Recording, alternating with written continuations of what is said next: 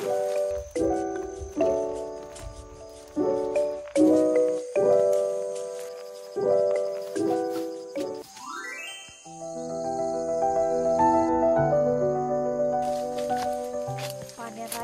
kopi di kebun tengah hutan Sumatera. Hai teman-teman, welcome to my YouTube channel. Seperti yang tertera di judul, di video kali ini aku akan mengajak kalian untuk ikut panen kopi bersama aku di kebun kopi tengah hutan Sumatera. Jangan lupa tonton video ini sampai akhir dan klik subscribe. So, kita lanjut aja ke videonya. Let's go. Kita mulai dengan panen kopi yang lebat dulu. Kopinya jangan lupa pakai sarung tangan karena di sini aku bukan hanya fokus panen kopi tapi fokus juga melawan para penghuni pohon kopi. Kalian tahu apa penghuni pohon kopi ini?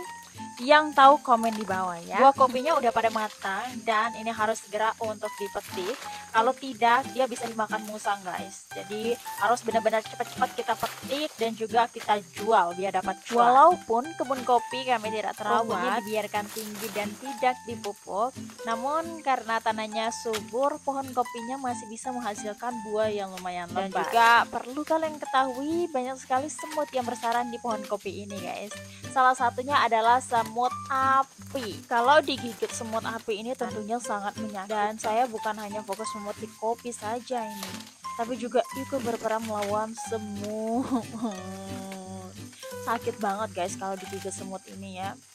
Pedih, perih tentunya ya, tapi tidak seperih kalau disakitin manusia. Sebagai petani kopi harus bisa menahan sakitnya digigit semut, pedih dan gatalnya kena ulat bulu, bahkan terkadang digigit tawon sampai bentol-bentol 2 hari baru sembuh. Dan kalau mau jadi petani harus siap dengan semua resiko yang ada. Sekedar informasi, Sumatera Selatan adalah penghasil kopi terbesar di Indonesia guys.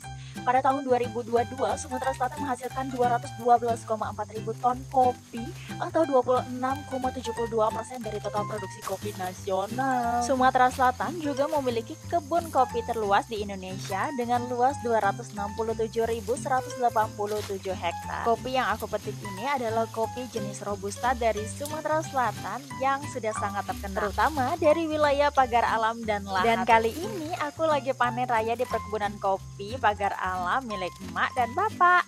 Untuk sampai ke perkebunan kopi ini aku harus melewati lembah yang curam, turun naik seperti kehidupan. Sangat tidak mudah untuk sampai ke kebun kopi ini guys, karena aku harus melakukan perjalanan selama kurang lebih 8 jam jalan kaki bayangin guys. Dan tentunya melewati kebun kopi milik warga lainnya serta hutan belantara. Tidak jarang juga kami sering kemalaman untuk sampai ke kebun ini. Makanya kalau sekali berangkat ke perkebunan kopi ya minimal harus bermalam selama 1 bulan guys, karena ya bolak-balik jalan kaki terutama itu melelahkan sekali.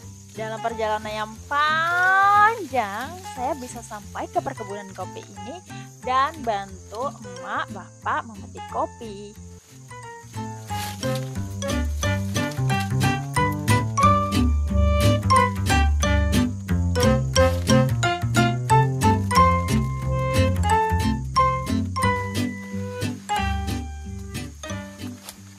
Aku dari kecil sering kali dibawa ke perkebunan kopi, jadi udah terbiasa dengan hal-hal seperti ini. Waktu aku kecil juga seneng banget ikut emak panen kopi, kadang cuma ngeliatin aja sih, nggak bantuin. Tapi kalau udah besar kayak gini nggak mungkin kita cuma ngeliatin orang tua susah-susah, kita cuma ngeliatin aja ya guys, nggak bantuin. Ya tentunya sebagai anak yang insya Allah berbakti kepada orang tua, aku ikut bantu panen kopi, bantu untuk meringankan beban orang tua gitu. Bisa dibilang panen tahun ini adalah panen emas bagi petani di tanah air, karena harga kopi melambung 3 kali lipat. Kilo biji beras green bean robusta premium kini bernilai sekitar 100.000 sampai di 120.000 per kilogramnya. Dan di kota kami sendiri mencapai harga 60-75.000 dibandingkan dari tahun lalu yang harganya hanya 20.000 sampai 40.000 saja. Harga kopi bubuk Fine Robusta sendiri bahkan melampaui 250.000 per kilogramnya, menyamai harga kopi Arabica yang selama ini disebut-sebut sebagai kopi primadona. Lonjakan harga ini disebabkan turunnya produksi kopi di sejumlah negara produsen di Asia dan Amerika Tengah. Dan harga kopi Robusta dunia kini di antara $4.000 Amerika Serikat per tonnya.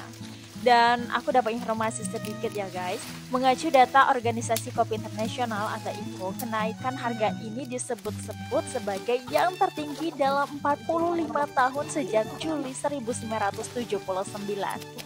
Dan semoga harga kopi bisa stabil bahkan bisa lebih meningkat untuk harga dan produksinya. Amin.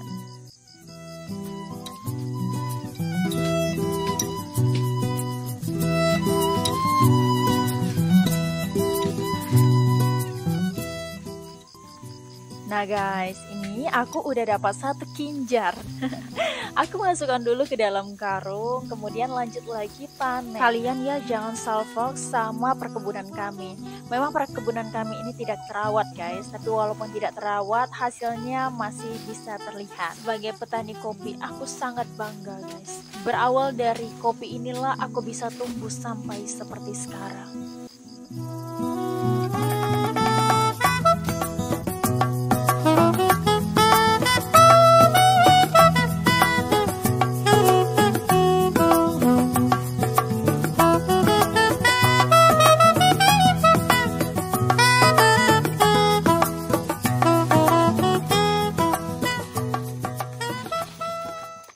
Kalian bisa lihat ya, pohon kopi kami sudah lumayan tua sehingga pohon-pohonnya itu udah tinggi-tinggi menjulang.